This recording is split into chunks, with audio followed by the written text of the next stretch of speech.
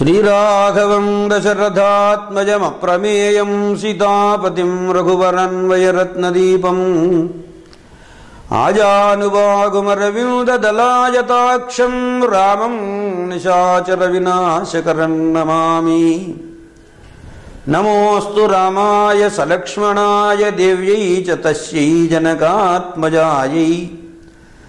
नमोऽस्तु रुद्रेन्द्रयमानिलेभ्यः नमोऽस्तु चंद्रार्कमरुद्गणेभ्यः। ధర్మం కోసం ఆవిర్భవించినటువంటి కథ రామకథ. ఈ రామాయణాన్ని విరచించినటువంటి వారు మహర్షి అభిజ్ఞపంగవుడు వాల్మీకి. చాలామంది అనొచ్చు రామాయణం జరిగిందా అని. అందుకనే మొట్టమొదట్లోనే ఈ సందేహాన్ని నివారణం చేస్తూ ప్రాచీనాగ్రంగా దర్భలను పరుచుకొని ఆ దర్భాసనం మీద కూర్చొని యోగాభ్యాస నిరతుడై ఆజ్ఞాచక్రంలో సర్వమును దర్శించి వ్రాశాడు వాల్మీకి అని చెప్పారు. ఆ దర్శించి చెప్పినటువంటి ఆ వాల్మీకి అబద్ధాలు వ్రాయవలసిన అవసరం ఆయనకి ఏముంది? నేను ఏదైనా ఒక అబద్ధం చెబితే నాకు 10,000 ఎవరైనా ఇస్తారనుకోండి, వెంటనే అబద్ధం చెబుతాను. ఎందుకని 10,000 మీద అపేక్ష ఉంటుంది కనుక. రామకథను రాసినందుకు రాముడు కూడా వాల్మీకిని పిలిచి ఏది ఒక్క రోజున తాంబూలంలో పావలాకాసు కూడా పెట్టి ఇవ్వలేదు. దాన్ని ఆయన అపేక్షించను లేదు. కేవలము నిస్వార్థ బుద్ధితో సమాజ క్షేమాన్ని కాంక్షించి లోకంలో ఇలా ఉండాలి సుమా అని తెలియచెప్పినటువంటి దివ్యమైన కథను వ్రాసిన వాల్మీకి మహర్షి ఈ స్వార్థంతో ఆయన అబద్ధాలు రాయాలి? శ్రీమద్ రామాయణంలో ఒక్కచోట ఒక్క అబద్ధం కూడా ఉండదు. ఇది కంఠాపదమైనటువంటి మాట. ఆ విషయాన్ని అలా ఉంచితే కథను ప్రారంభించారు.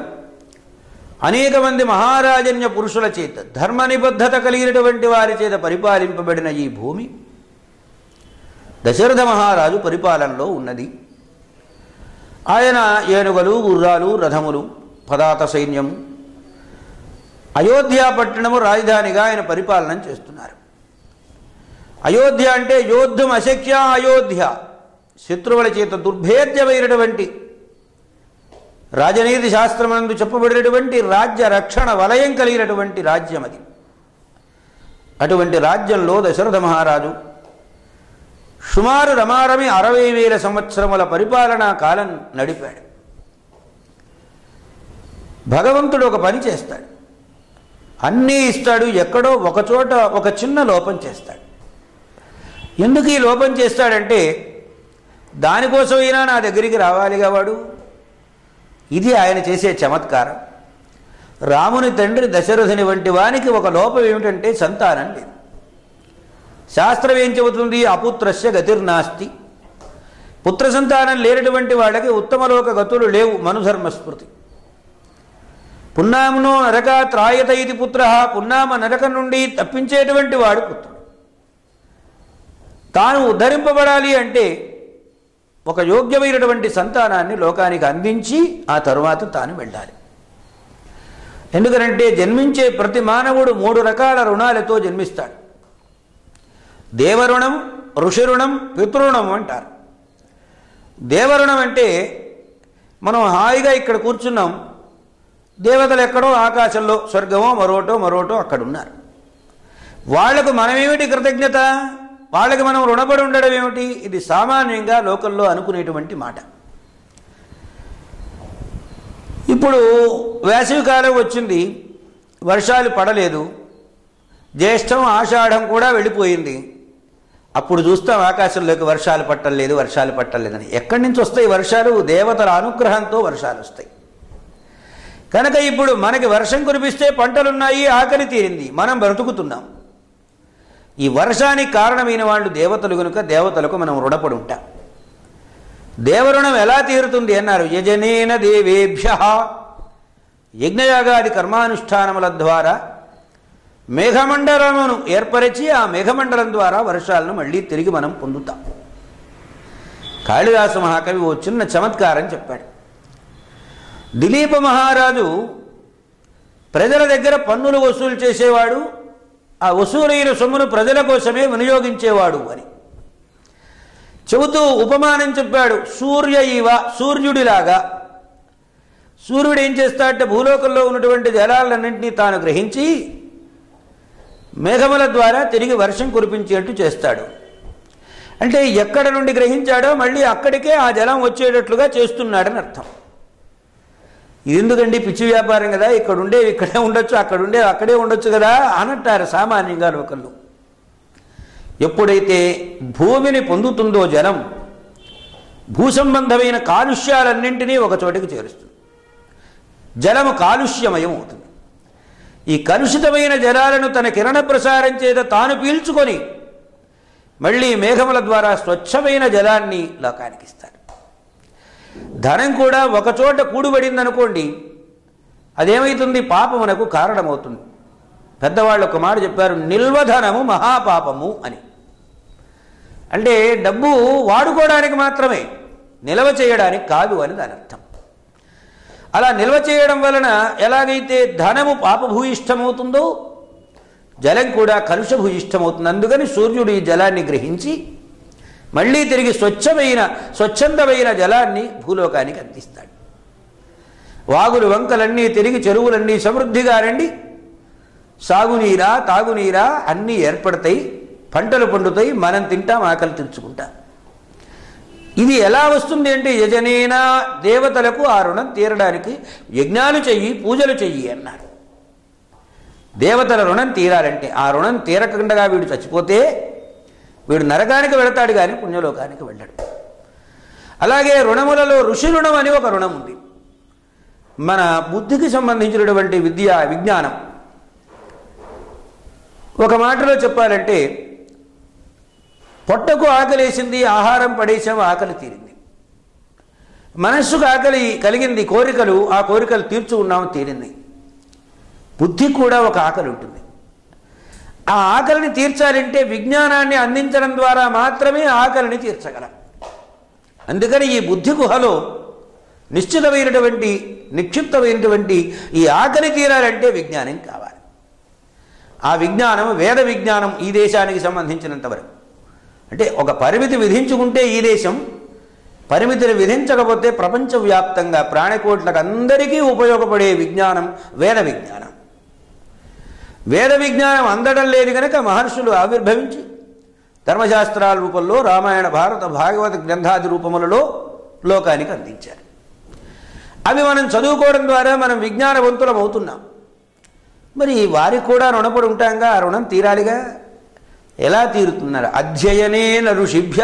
నువ్వేమి చేయక్కర్లేదురా అబ్బాయి, ఆ గ్రంథాలను చదువుకో చాలు. నీకు నువ్వు బాగుపడితే దేశానంతటినీ బాగు చేసినట్టే. నువ్వే బాగుపడకపోతే నువ్వు దేశాన్ని ఏం బాగు చేస్తావు? స్వయం తీర్త్వా పరాముస్తారయతి. ఒడ్డున ఉన్నవాడు చెరువులో ఉన్నవాడిని బయట వేయగలుగుతాడు, చెరువులో మునిగిపోయేవాడు ఇంకా వేరే ఎవరిని పడేస్తాడు ఒడ్డున? అందువలన అధ్యయనం చేయడం ద్వారా ఋషుల రుణం తీరుతుంది. ప్రజయా పితృభ్య. నువ్వు చదివినా, ఆకలి తీర్చుకున్నా, ఏ పని చేసినా ఒక శరీరం అంటూ ఉంటే కదా. ఈ శరీరాన్ని ఎవరిచ్చారు నీకు? తల్లి, తండ్రి. కనుక ఈ తల్లిదండ్రుల వలన ఏర్పడినటువంటి ఈ రుణం తీరాలంటే వాళ్లకు ఉత్తరకాలికమైన స్థితిని కల్పించాలి. దహనాది సపిండీకరణాంతరూపమైనటువంటి కర్మకాండను నిర్వహించడమే కాక వారికి ముందు తరాల్లో ఉన్నటువంటి వసురుద్రాదిత్య స్వరూపములను కూడా తరింపచేయవలసిన బాధ్యత నీయందున్నది. నీవు పోతే వాళ్ళకు తద్దినాలు లేవిక. నీ తర్వాత వారసుడు ఉండాలి. అప్పుడు ఆ రుణం తీరుతుంది. ప్రజయా పితృభ్య. యోగ్యమైన సత్సంతానం ద్వారా పితృణం తీరుతుంది అని శాస్త్రం చెబుతుంది. అందుకనే అపుత్రస్య గతిర్నాస్తి. పుత్రులు లేనటువంటి వాళ్లకు ఉత్తమలోక గతులు లేవు అని. ఏమండి, నా 60,000 సంవత్సరాల వయస్సు వచ్చేదాకా సంతానాన్ని గురించి ఆలోచించక అప్పుడు ఆలోచించాడు ఏమిటని. ప్రతిదానికి ఒక గడియ ఉంటుంది. ఏమయ్యా నువ్వు 4 రోజుల్లో చచ్చిపోతావని ఎవరైనా చెప్పారనుకోండి, ఇక అప్పుడు హడావిడి పడతాడు, ఇక చేయవలసిన పనులన్నీ పూర్తి చేయాలని. అలాగనే 60,000 సంవత్సరాల్లో నేను రేపు ఉంటాగా ఇదే ఆలోచన. అందుకని గుర్తు రాలే.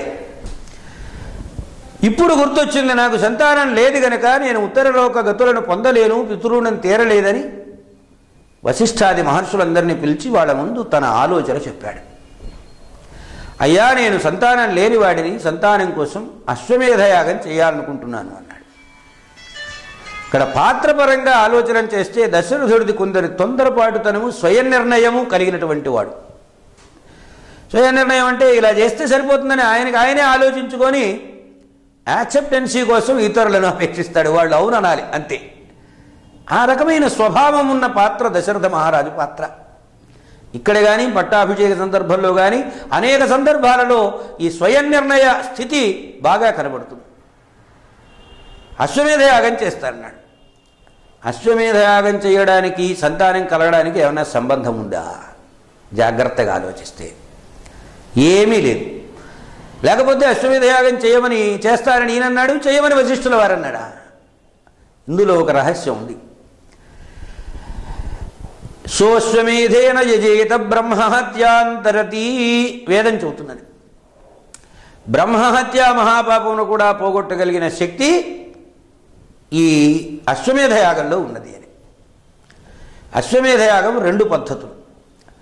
ఒకటి, తన విజయాన్ని సూచించేందుకోసం ఒక అశ్వాన్ని విడిచిపెట్టి ఈ అశ్వాన్ని ఎవరైనా పట్టుకుంటే వాళ్లతో యుద్ధం చేసి దాన్ని విడిపించి పూర్తి చేసుకొని సామ్రాట్టుగా కీర్తిని గడించడం లౌకిక వ్యవహారం. ఇది అలౌకిక వ్యవహారం ఏమిటంటే తాను తెలిసి చేసినా తెలియక చేసినా, ఈ జన్మలో చేసినా పూర్వజన్మలో చేసినా ఆ పాపములన్నింటినీ పోగొట్టుకోవడం కోసం చేసేటువంటిది అశ్వమేధ యాగం.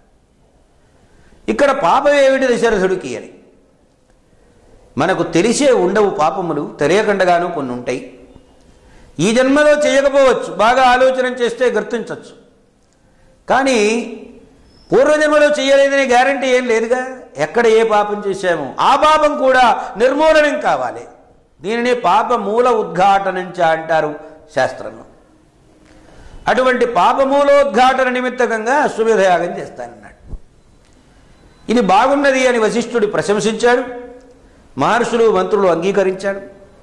దానికి కావలసిన ఏర్పాట్లన్నీ చేసుకోమన్నారు. ఇది 3 సంవత్సరముల కాల పరిమితితో నిర్వహింపబడేటువంటి యజ్ఞం. 1 సంవత్సరం అంతా దానికి కావలసినటువంటి పూర్వరంగాన్ని సిద్ధం చేసుకోవడం కోసం. అశ్వాన్ని విడిచిపెట్టిన తర్వాత అశ్వము దేశం మీద తిరిగి రావడానికి 1 సంవత్సర కాలం. అశ్వము తిరిగి వచ్చిన తర్వాత దీక్ష వహించి ఆ దీక్షలో దక్షత కలిగి ఉండి సమర్థంగా దానిని పూర్తి చేయడం 1 సంవత్సర కాలం. సంవత్సరముల కాలముల దీక్షతో యాగభూమిని చక్కగా దున్ని దానిని పదును చేసి ఏర్పాటు చేసి శ్యామలంగా ఉన్నటువంటి భూమిలో యాగ నిర్వహణకు యాగశాల నిర్మాణం చేశారు. అయితే అశ్వాన్ని విడిచిపెట్టడానికి కావలసిన పూర్వరంగంలో వశిష్ఠాది మహర్షులందరినీ కూడా అంగీకరింపచేసి సుమంత్రుడు అనేటువంటి మంత్రిని పిలిచాడు. దీనికి కావలసిన ఏర్పాట్లన్నీ జాగ్రత్తగా గురువుగారిని కనుక్కొని చేయవలసింది అని. ఏమేమి కావాలి అనే దగ్గర నుంచి పసుపు, కుంకుమ, తమలపాకులు, ఒక్కలు, ఖర్జూరకాయలు ఇలా లిస్టు. వస్తు సంభారం.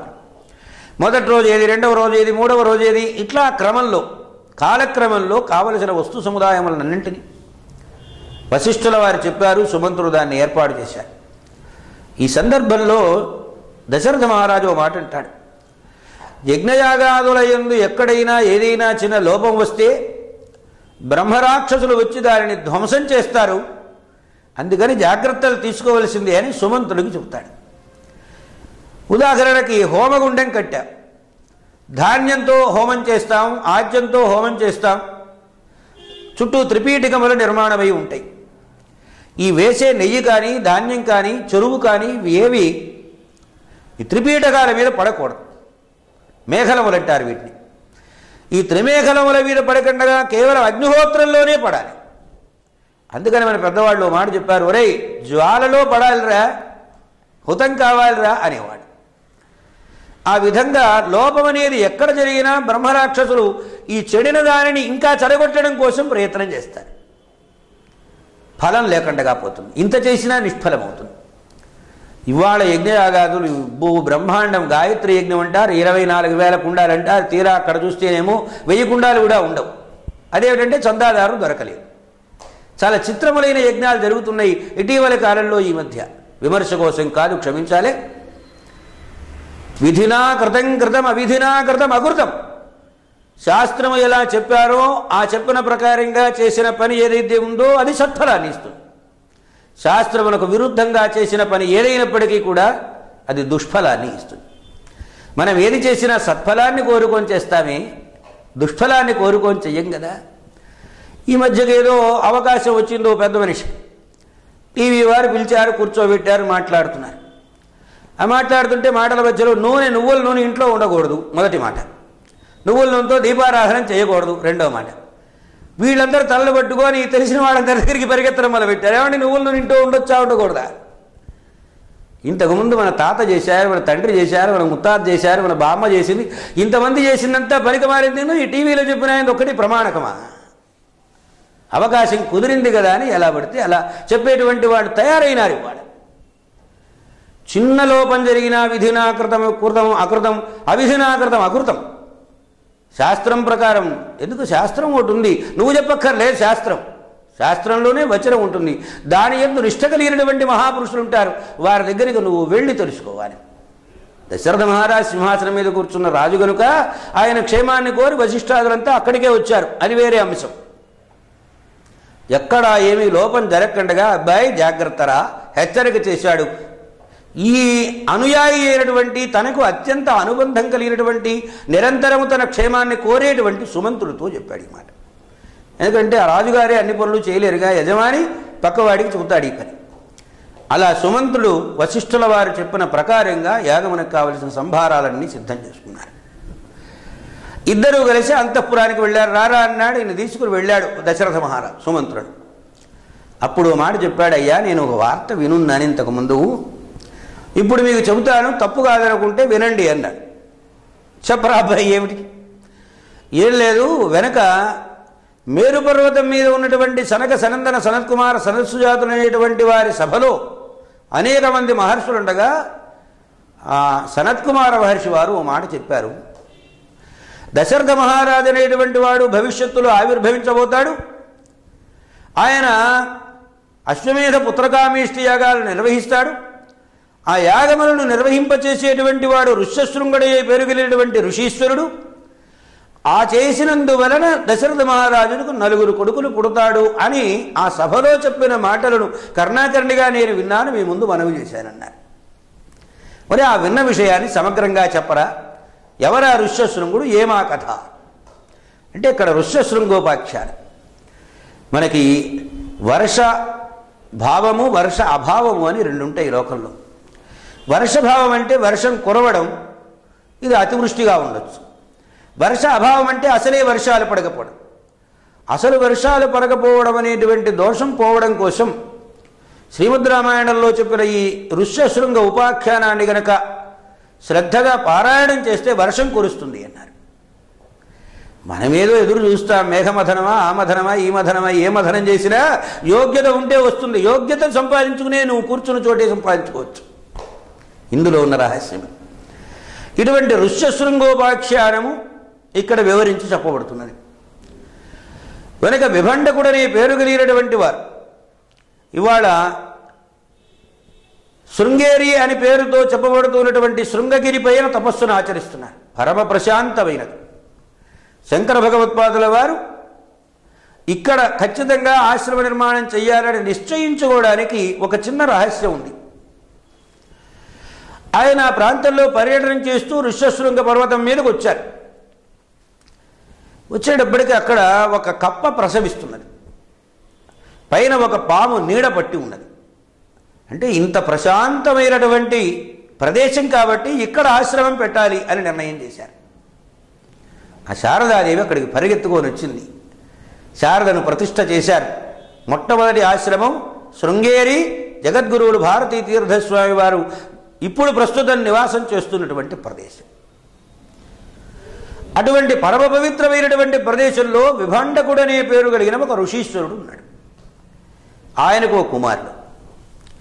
ఆ కుమారుడిని లోకం తెలియకుండా పెంచాడు. అదేమిటండి లోకం తెలియకుండా పెంచడం ఏమిటి? తండ్రి అయినటువంటి వాడు లోక వృత్తాంతం అంతా తెలియజెప్పాలి కదా, ఇది అనుకుంటారు చాలామంది. కొంచెం ఒక 2 తరాలు వెనక్కి వెళితే తల్లిదండ్రులు పల్లెటూళ్ళలో ఉంటారు, కుమారులు పట్టణాలకు వచ్చి చదువుకుంటారు. ఈ చదువుకునేటప్పుడు ఏం చేస్తారంటే ఈ పట్టణాల్లో పిల్లవాడు అక్కడికి వెళ్ళి సినిమాలు అవి చూసి చెడిపోతాడేమో అని కొన్ని జాగ్రత్తలు చెప్పి పంపిస్తారు. అంటే పట్టణం పెడితే చెడిపోతాడు, నాగరికపు వాసనలు ఎక్కువగా ఉంటాయి కనుక మన దగ్గర మన బిడ్డ మన కళ్ళ ముందు ఉంటే మనం జాగ్రత్తలు చూసుకోవచ్చును అని. లౌకిక విషయాలు తెలిసిన కొద్దీ మనిషి బాగుపడడం కంటే చెడిపోవడమే ఎక్కువ. ప్రపంచమంతా మనకు తెలియక్కర్లా, మన బ్రతుకు మనకు తెలిస్తే చాలు. ఇది మన పెద్దవాళ్ల కాన్సెప్ట్. అందుకని ఆయన ఏం చేశాడంటే తన కుమారుడికి తన హృదయంలో నుంచి విజ్ఞానం రావాలి కానీ బయట ప్రపంచంలో నుంచి విజ్ఞానం రాక్కర్లేదు. ఇది వెనకటి వాళ్ళు నిర్ణయించుకున్న నిర్ణయం. అందులో విభండక మహర్షి లౌకిక వృత్తాంతంలో కొడుకు పెడితే ఎక్కడ లౌకిక వాసనలు బట్టి వాడు పాడైపోతాడోనని లోకవాసనలు కూడా తెలియకుండా తన దగ్గరే పెట్టుకొని చక్కగా వేదాధ్యయనం అంతా చేయించారు, శాస్త్రాధ్యయనం అంతా చేయించారు, షడంగ వేదాధ్యయనం చేయించారు. శిక్షా వ్యాకరణం ఛంద నిరుక్తం జ్యోతిషం కల్పహ అని 6 అంగములతో కూడిన వేదాన్ని అధ్యయనం చేసి శ్రౌతకాండకు సంబంధించినటువంటి సమగ్రములైన లోపం లేని విధానములతో కర్మను నిర్వహింపజేయగలిగినటువంటి సామర్థ్యం కూడా వచ్చేట్టుగా తయారు చేస్తున్నాడు, ఆశ్రమం దాటి బయటికి పోకుండగానే. అటువంటి స్థితిలో అంగదేశాన్ని పరిపాలన చేస్తున్నాడు రోమపాదుడే పేరు కలిగిన ఒక మహారాజు. ఆయన తెలుసో తెలియకో ఒక బ్రాహ్మణాపరాధం చేశాడు. చేయడం వలన బ్రాహ్మణుల మనస్సులో బాధ కలిగి వాళ్ళు ఏ క్షణంలో ఎవరు ఏమనుకున్నారో తెలియదు, వర్షాలు పడలేదు. ఒకరోజు కాదు, 2 రోజులు కాదు, 12 సంవత్సరాల పాటు చినుకు అంగదేశంలో పడలేదు. అటువంటి స్థితిలో మళ్ళీ బ్రాహ్మణులందరినీ పిలిచి వాళ్ళ కాడు పట్టుకొని, అయ్యా వర్షాలు పడేందుకు ఏదైనా ఒక ఉపాయం ఉంటే చెప్పండి మహానుభావ అంటే అప్పుడు ఆయన అన్నారు, ఋష్యశృంగుడనే పేరు కలిగినటువంటి ఒక ఋషీశ్వరుడు ఉన్నాడు, అతడు గనక ఇక్కడకు వచ్చినట్లయితే అప్పుడు వర్షాలు పడతాయి అన్నారు. ఏ ఋష్యశృంగుడికే ఎందుకు, ఇంకే ఇతర ఋషులు లేరా అంటే, ఎవ్వరు స్వార్థ లౌకిక అపేక్ష లేనివాడై ఉంటాడో అట్టివాడు అడుగు పెడితే చాలు, ధర్మమునందు మాత్రమే దృష్టి కలిగినవాడు. అందుకనే ధర్మరాజు గారిన చోట వర్షాలు పడతాయిరా అని భీష్ముడు చెప్పాడు. రాముడున్న చోట వర్షాలు పడతాయి, రాముడు ధర్మాత్ముడు కనుక. అధర్మపరులైనటువంటి వాడిని సంచారం చేసే చోట వర్షాలు పడతాయా పడవా అనుమానించాలి. ధర్మాత్ముడు కాబట్టి ఋష్యశృంగుడు రావాలి. ఆనాడున్న వాళ్లలో లౌకిక అపేక్ష లేనటువంటి వాడు, అసలు లోకమంటే తెలియని వాడు ఆయన కాబట్టి, పాప ఆలోచనవే మనస్సులో లేనివాడు కాబట్టి ఆయన అడుగు పెడితే చాలు వర్షాలు పడతాయి చెప్పారు. ఆయన ఎలా వస్తారు, ఊరికే వస్తారా, వచ్చేందుకు ఉపాయం ఏమిటని అడిగారు. విభండకుడి దగ్గరికి వెళ్ళి, అయ్యా మీ అబ్బాయిని మా ఊరు పంపించండి అంటే పంపిస్తాడు ఆయన? పంపించడు. లేనిపోతే తిట్టిపోస్తాడు, శాపాలు పెడతాడు. అందువలన ఆయనకు తెలియకుండా తీసుకురావాలి. తీసుకొచ్చిన తర్వాత ఆయనకి తెలియాలి, ఏమీ చేయకుండా ఉండాలి. దీనికి ఉపాయం ఉంటున్నారు. అతడంతటా అతడే ఇష్టపడి వచ్చినట్లయితే ఎవరు ఏమీ అభ్యంతరాలు పెట్టకుండా అతన్ని ఆహ్వానం చేస్తే, వచ్చాడు కాబట్టి ఇక సరేలే వెళ్ళాడు, వెళ్ళిన వాడిని మనం వెనక్కి ఏం పిలుస్తాం, తీసుకువెళ్ళిన వాడిని తిట్టడం ఎందుకులే అని ఆయన శాంతాన్ని వహిస్తాడు. ఇది చక్కని ఉపాయం ఆలోచించారు. ఆలోచించి ఆయన మనస్సు ఆకర్షితమై ఇక్కడికి రావాలంటే ఏమిటి, మనస్సు ఆకర్షితం కావడానికి ఉపాయం ఏమిటంటే, కన్ను చాలా చెదిరే లక్షణం కలిగి ఉంటుంది. ఇంద్రియాలు సంచలితములవుతాయి. సంచలితములైన ఇంద్రియములలో ప్రతిఫలించినటువంటి భావన మనస్సులోకి వెడితే దానికి అనుగుణంగా వ్యక్తి నడుచుకుంటాడు. ఇది అసలు రహస్యం. అందుకని కంటికి నదులుగా కనబడేటువంటి కర్ణపేయమైనటువంటి సంగీతాన్ని పాడగలిగినటువంటి, చక్కని సకలేంద్రియములను ఆహ్లాదపరిచి మనస్సు వరకు చూరగొనగలిగిన కొందరు కన్యలను, వేశ్యా స్త్రీలను, మామూలు కులస్త్రీ అయితే వెళ్ళరుగా, వాళ్ళకి ఒక నగరం లాంటి, ఒక ఆశ్రమం లాంటి ఓడను తయారు చేయించి ఆ ఓడను అక్కడికి పంపించారు తుంగభద్రా నదిలో నుంచి. సరే అక్కడికి వెళ్ళారు వీళ్ళు, ఆశ్రమంలో ప్రవేశించారు. ఆయనేమో ధ్యాననిష్ఠుడై ఉన్నాడు, అధ్యయనం చేసుకుంటున్నాడు. ఈ వెళ్ళినటువంటి వాళ్ళు ఆయనకు వినబడేట్లుగా చక్కగా సంగీతం పాడారు. ఎప్పుడైతే సంగీత ధ్వని ఏర్పడిందో, శిశుర్వేత్తి పశుర్వేత్తి వేత్తి గానరసం ఫణి, సంగీతము సర్వాకర్షకమైనది, మనస్సును లోబరుచుకుంటుంది. ఎక్కడి నుంచి వస్తుంది అని వెతికాడు. వస్తే వీళ్ళు కనపడ్డారు. వెంటనే వీళ్ళని ఆహ్వానం చేశాడు, పీటలు వేశాడు, కూర్చోబెట్టాడు. ఆయన ఎంత అమాయకుడంటే, ఏమండి మా ఋషీశ్వరులకు అందరికీ గడ్డాలు ముందు వైపు మొలుస్తాయి కదా, మీకు వెనక వైపు మొలిచిన ఏమిటి గడ్డాలని అడిగాడు. అంటే వాళ్ళు ఆడవాళ్ళని ఇక్కడికి వచ్చారని, వాళ్ళు జడలు వేసుకుంటారని, వాళ్ళు వేసుకున్న జడలనే సంగతి కూడా తెలియనంతని అమాయకుడు, నిష్కల్మష హృదయుడు అని అర్థం. దానికి వాళ్ళు ఏం చేశారు, ఆ మాట ఈ మాట మాట్లాడుతూ వాళ్ళు తెచ్చిన పిండి వంటలు, అరిసెలో బొబ్బట్లో అవన్నీ తీసుకొచ్చి పెట్టారు. వాడికి తిన్నాడు. జిహ్వా చాపల్యం ఉంటుంది కదా, వెంటనే ఇది బాగుంది, ఇది బాగుంది, తీపి ఉప్పు చెప్పినట్టుగా ఉప్పు పులుపు కారం తీపి ఈ రసములు నాలుక గ్రహిస్తుంది. అంటే ముందు సంగీతం చేత చెవిని, దృశ్యం చేత కంటిని, తర్వాత మంచి గుమగుమలాడేటువంటి పిండి వంటలు వాసనలు చూపించేటప్పటికీ నాసికారంధ్రాన్ని, నాలుకను రసనేంద్రియాన్ని, 5 ఇంద్రియాలను లోపరచు. వాళ్ళు ఆ చేత్తో ఈ చేత్తో ఇలా తాకి అలా తాకి ఆయనకి కంపరం పుట్టేట్టు చేశారు. కంపరం అంటే ఇది ఒక రకమైన లోబరుచుకునేతనం. దాన్ని ప్రదర్శించడం వలన సకలేంద్రియములు వ్యామోహం చెందినాయి. ఆయన ఒక మాట అన్నాడు, ఏమండి ఈ పళ్ళు ఏ చెట్లకు కాస్తాయి, ఎక్కడ కాస్తాయి చెప్పరా, నేను తెచ్చుకుంటానన్నాడు. అంటే ఇవి పిండి వంటలని తయారు చేయబడినవని, ఇవి తినేందుకోసం తయారు చేశారని ఆయన అనుకోలేదు. అవి కూడా తెలియనంత అమాయకుడు, ధర్మనిష్ట కలిగినటువంటి వాడు. వ్యామోహంలో పడ్డాడు. సరే వెళ్ళొస్తా ఉన్నారు, వాళ్ళు బయలుదేరారు, వెళ్ళారు. రాత్రి తెల్లవారులో అబ్బాయికి నిద్ర పట్టడం లేదు, ఏం చేయాలో తోచడం లేదు. అయ్యో అయ్యో అయ్యో అనుకుంటున్నాడు, తలుచుకుంటున్నాడు. శరీరం అంతా కూడా ఒక రకమైన జ్వర తీవ్రతకు లోనైనట్లయింది. తండ్రి వచ్చాడు, చూశాడు, అబ్బాయి ఏమిట్రా అన్నాడు. అబ్బాయి ఏం లేదు నాన్నగారు అన్నాడు. అప్పటికి అయిపోయింది. మర్నాడు పొద్దున్నే వీళ్ళు ఎక్కడున్నారు, ఋషీశ్వరులని వెతుక్కుంటూ ఈ ఓడ దగ్గరికి వచ్చారు. ఓడలో కూర్చోబెట్టుకున్నారు. ఆ కబుర్లు ఈ కబుర్లు చెప్పి అంగదేశానికి తీసుకొచ్చారు. అంటే ఆయనకంతటా ఆయన ఇష్టపడి వచ్చినట్లేగా, ఇందులో ఇష్టంతో వచ్చినట్లు కాదుగా. రాగానే ఆయన ఏం చేశాడు, బ్రహ్మాండమైన వర్షం కురిసింది, ఆహ్వానం చేశాడు, రాజ్యాన్ని తీసుకుని వెళ్ళాడు, తన కుమార్తెనిచ్చి వివాహం చేశాడు. ఇక్కడ గ్రహించవలసినటువంటి ధర్మ సూక్ష్మం ఒకటి ఉన్నది.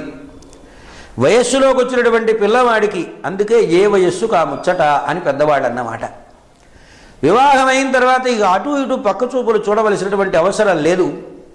భార్య ఉన్నది కాబట్టి భార్యతోటే తాను ఆమె పిండి వంటలు చేసి పెడుతుంది, చక్కగా పాటలు పాడుతుంది, నాట్యం చేస్తుంది.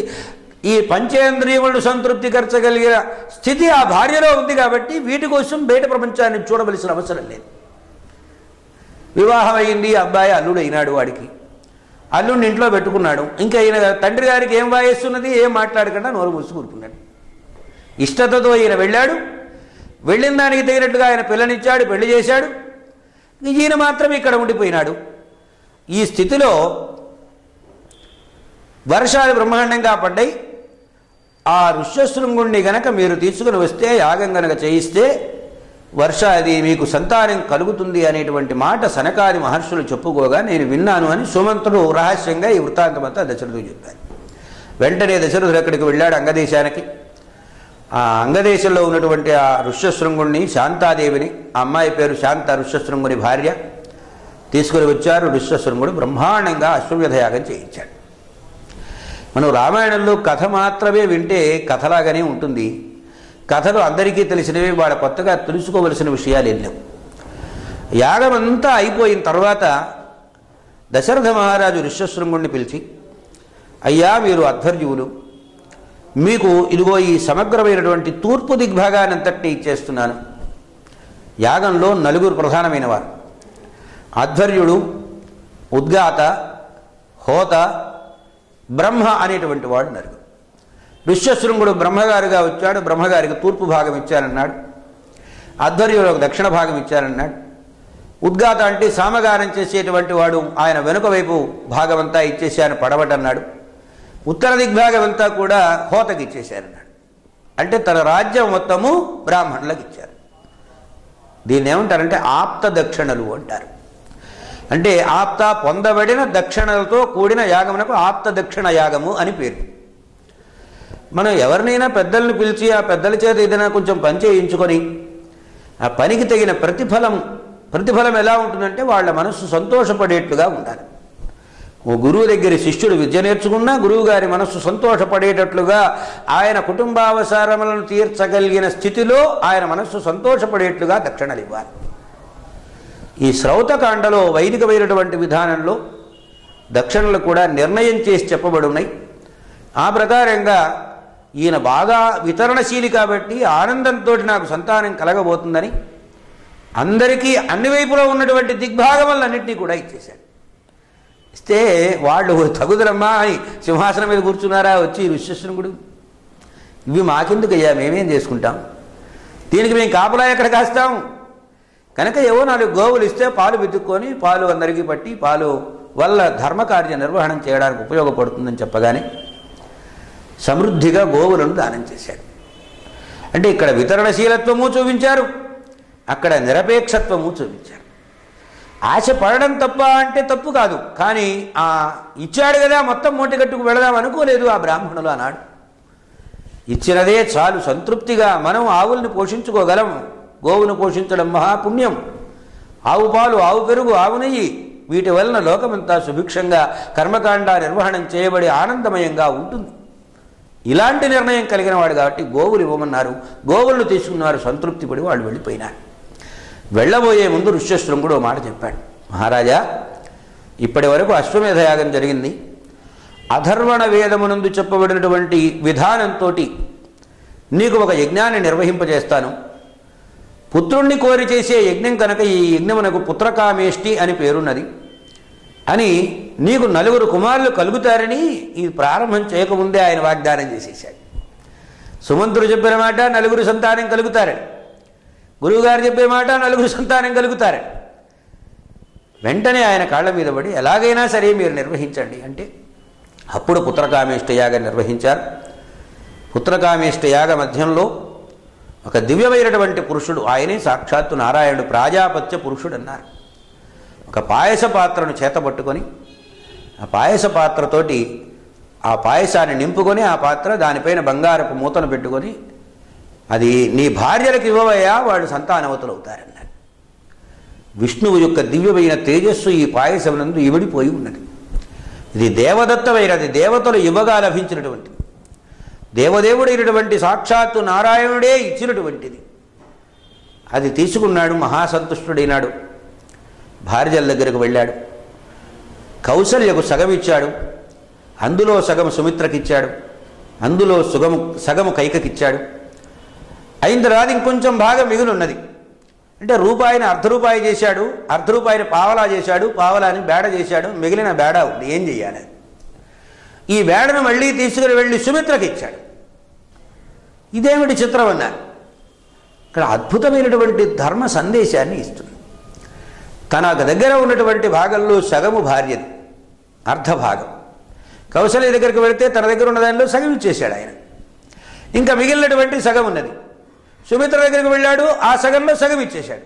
సగం ఇవ్వడం అనేది ధర్మం. ఇక్కడ కైక దగ్గరికి వచ్చాడు, కైక దగ్గరికి వస్తే ఆ మిగిలినటువంటి దానిలో సగం బేడ వంతు ఆమెకి ఇచ్చేశాడు, అయిపోయింది. ఇంకా బేడ వంతు మిగిలి ఉన్నది.